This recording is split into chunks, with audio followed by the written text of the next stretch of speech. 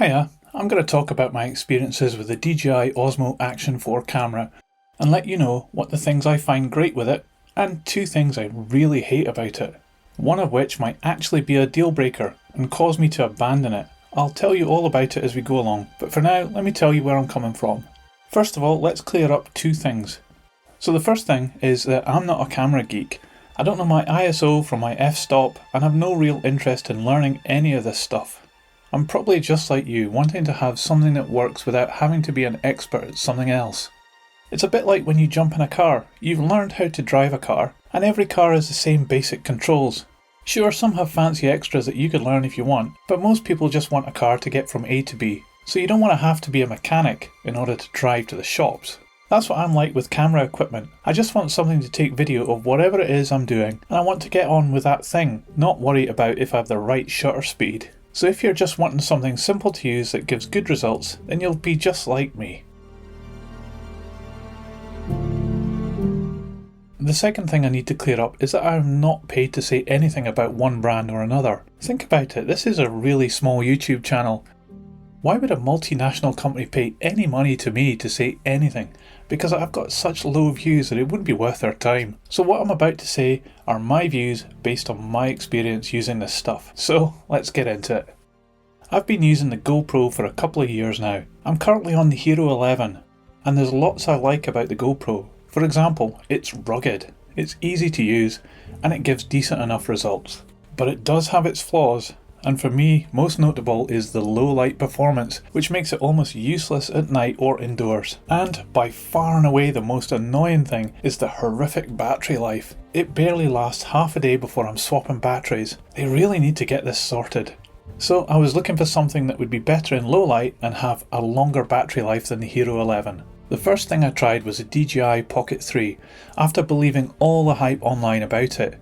I gave it a go and absolutely hated it. So much so I did another video about all the things I hated about that camera. Check it out if you want to find out. While a lot of people agreed with what I was saying, many people actually disagreed and pointed out that it was likely human error or that I hadn't taken the time to learn the camera. But like I said earlier in this video, I'm just an amateur who doesn't want to have to learn a piece of tech in order to do something with it, much like my car. So all those people that commented saying that I was stupid because I hadn't read the instructions, we didn't actually get what the video was saying. That I don't want to be a mechanic in order to run a car, and I don't want to be a camera geek in order to just be able to film what I'm doing. So I actually sold on the DJI Pocket 3, but a few helpful comments on that video were telling me that I should give the DJI Osmo Action 4 camera a chance, because it was very similar to the GoPro. So I actually sold on the DJI Pocket 3 and bought one.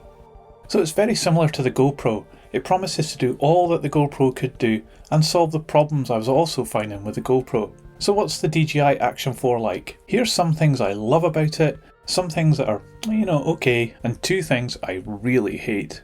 So the good stuff. First up, the battery life. It's absolutely fantastic. The battery charges quickly and lasts easily for more than a day's filming. I'm so impressed with it that I feel confident that I just need one battery and charger cable to cover any overseas trip I go on. Well done DJI, that's superb. Another thing I love is that you can plug it directly into your laptop and connect to the memory card without having to take it out of the camera. It's a simple thing, but it's such a time saver.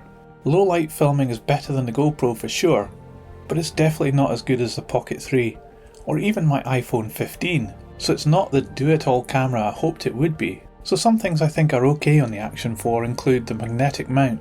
It holds the camera securely and I can see why they've made this quick swap mount, but it's not something I ever use. That said, I am really happy their mount has the same fittings as the GoPro, so my existing GoPro accessories fit into the DJI without a problem. That's really good. The operating system on the camera is okay too, not fantastic but it's not bad. And finally, it's a bit lighter than the GoPro, not by much, just a little bit, and so therefore it's a bit easier to use. So here we come on to the two things I really hate about the DJI Action 4, and one of these might actually be a reason to abandon the Osmo Action 4 completely. First up, it's the two doors on the Action 4. Now I do a little filming underwater, just snorkeling and swimming. I've no problem with the GoPro doing this, it actually gives decent enough results and the camera's door is reassuringly tight. It's actually difficult sometimes to get the door open, but it inspires confidence that it's not going to open when you don't want it to, especially underwater. Not so on the DJI. It has two doors and both seem flimsy by comparison to the GoPro.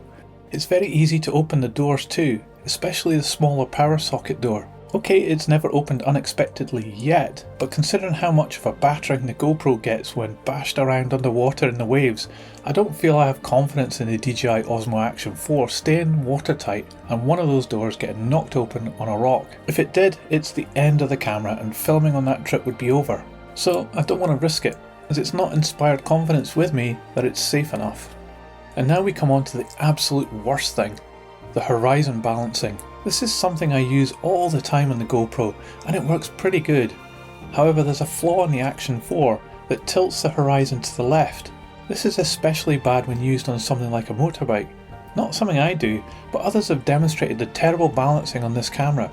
Just check out some videos on YouTube. A search on Google reveals others who have noticed this tilt to the left, and currently there's no fix. DJI really need to update the software to resolve this issue, but at time of recording there's no solution other than to turn off horizon balancing. How crazy is that? That for me is a deal breaker and is likely to make me walk away from the Osmo Action 4 unless there's a firmware update that fixes it. For an action camera, this is inexcusable. The DJI Osmo Action 4 is certainly a decent enough camera with some great features. I feel it's a better option over the GoPro, even the GoPro Hero 12, except for the lack of confidence to use it in water situations or where you need to have a steady horizon. On those two things, the GoPro beats the DJI Action 4. But the Action 4 beats GoPro in low light and battery life. All it would take though is a GoPro with better low light capabilities and better battery life, and I'd be straight back to GoPro. So maybe the Hero 13? Who knows? Anyway, I hope you found this review helpful and do let me know what you think in the comments below. Thanks for watching. See ya!